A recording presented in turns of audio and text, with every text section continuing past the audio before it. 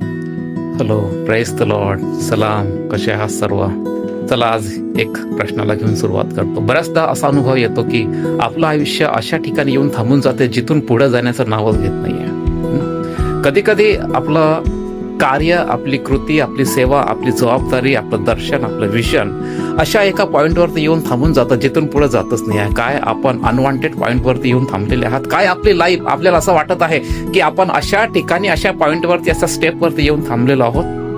तर माझ्याकडे त्याचं सोल्युशन आहे. माझ्या प्रियांनो, अनवॉन्टेड पॉईंटवर थांबण्याचं कारण एकच आहे. तुमचे आणि माझे आणि जगातले कुठल्याही व्यक्तीचं आयुष्य एका अनवॉन्टेड, एक अनावश्यक मुद्द्यावरती येऊन थांबून जात आहे. अजिबात पुढे होत नाही. हजारो लाखो प्रयत्न केले, खूप सारे सेशन्स अटेंड केले, खूप सारे कार्यक्रम अटेंड केले, खूप सारे लोकांचे सल्ले विचारले, खूप सारे लोकांचे मार्गदर्शन केले, खूप सारे बुक्स रिडिंग केले, सर्व प्रार्थना वगैरे सगळं करून टाकलं. लाईफची गाडी मात्र पुढे जात नाही. जिथं येऊन तिथं थांबून आहे एका अनवॉन्टेड पॉईंटवरती. अनवॉन्टेड पॉईंट म्हणजे अनावश्यक अनुभव मध्ये येऊन थांबून बसलेला आहे. ना पुढे चालली ना मागं चालली. करायचं तर काय करायचं समजायला येत नाही आहे की नेमकं आयुष्याला घेऊन कुठे जायचं. याचं उत्तर एकच आहे प्रेरणो, जरा नीट लक्ष देऊ नका. याचं उत्तर एकच आहे, ते म्हणजे तक्रार करणारं हृदय, तक्रार करणारी सवय. तक्रार करणारी सवय.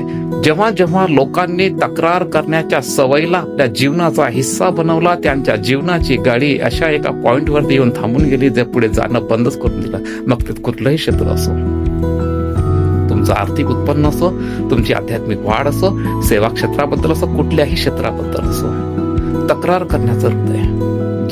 तक्रार करण्याचं हृदय. जेव्हा जेव्हा आपण तक्रारी हृदयाने भरून जातो, जेव्हा जेव्हा आपण आभारी हृदय दाखवत नाही आहे, जेव्हा आपण आभारी हृदय दाखवत नाही आहे, तेव्हा एक स्वभाव आपल्या आतमध्ये जन्म घेतो, ते आहे म्हणजे तक्रार करण्याची.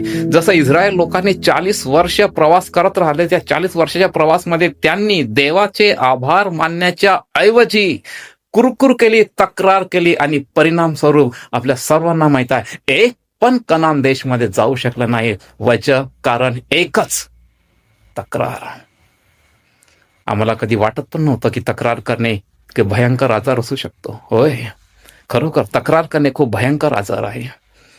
मग ती तक्रार कुठल्याही बद्दल असो, मिळणाऱ्या सॅलरी बद्दल असो, आपल्या सोबत असलेल्या आपल्या कुटुंबाबद्दल असो, आपल्या जोडीदाराबद्दल असो, लेकरांबद्दल असो, सुनेबद्दल, सासूबद्दल, नात्या संबंधातल्या कुठल्याही व्यक्तीबद्दल असो, किंवा आपल्या अधिकारांबद्दल असो, जेव्हा जेव्हा तक्रार करण्याची गंभीर बिमारी लोकांना लागली, त्यांचे आयुष्य एका अनवॉन्टेड पॉईंटवरती, एक अनावश्यक अनुभववरती, एक अनावश्यक पायरीवरती येऊन थांबून गेलं आणि ते कधीच पुढे नाही गेले. बरं, याचं सोल्युशन काय आहे? याचं उपचार काय आहे या बिमारीपासून बरं होण्याचं? एकच गोष्ट आहे, ग्रॅटिट्यूड चॅलेंज. आभार मानण्यासाठी एक 65 दिवसाचा कोर्स मी डिझाईन केलेला आहे. ज्यांनी या कोर्सला फॉलो केलं, त्यांच्या मनातून, त्यांच्या आयुष्यातून शिकायत करणे, तक्रार करणे, कंप्लेंट करणे, कुरकुर करण्याची बिमारी कायमची निघून गेली, आणि त्यांची गाडी आज इतकी धावायला पुढे जात आहे, इतक्या स्पीडने पुढे जात आहे. मी तुम्हाला चला एक आणखी उदाहरण देतो.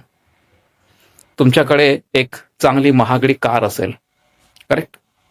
कोणती कार घ्यायची? मर्सिडीज घेऊ, किंवा अजून कुठलं इतर इनोवा वगैरे, अर्टिका वगैरे. यांची धावण्याची, यांची स्पीडची क्षमता माहिती आहे ना किती आहे? 100, 150, 200च्या पुढं ती जाऊ शकते.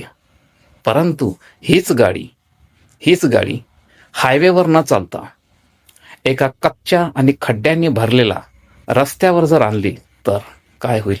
तुम्ही 10 ते 20च्या वरती स्पीडने गाडीने चालू शकणार. असू शकते तुमच्या गाडीची क्षमता, तुमच्या गाडीचं चांगलं टायर असेल, तुमच्या गाडीचं न्यू ब्रँड आहे, इंजिन आहे, सर्व आहे, परंतु रस्त्यामध्ये काय आहे? अडचणी असल्यामुळे तुमच्या गाडीमध्ये क्वालिटी, योग्यता, ऐपत असूनही ती 100च्या स्पीडला नाही धावू शकणार. एक्झॅक्टली असंच असू शकतं. तुमच्यामध्ये चांगल्या गोष्टी असतील, माझ्यामध्ये चांगल्या गोष्टी असतील, पण या आयुष्यामध्ये जर तक्रार करण्याची बिमारी लागली असेल तर आपल्या आयुष्याच्या गाडीची स्पीड आपोआप कमी होऊन जाईल.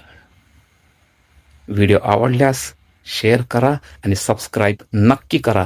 तुमच्या शेअर केल्याने, सबस्क्राईब केल्याने आणि लाईक्स केल्याने मला परत दुसरा विषय घेऊन येण्यासाठी देवाकडून उत्तेजना मिळते. Thank you so much. परमेश्वर तुम्हाला आशीर्वादित करो.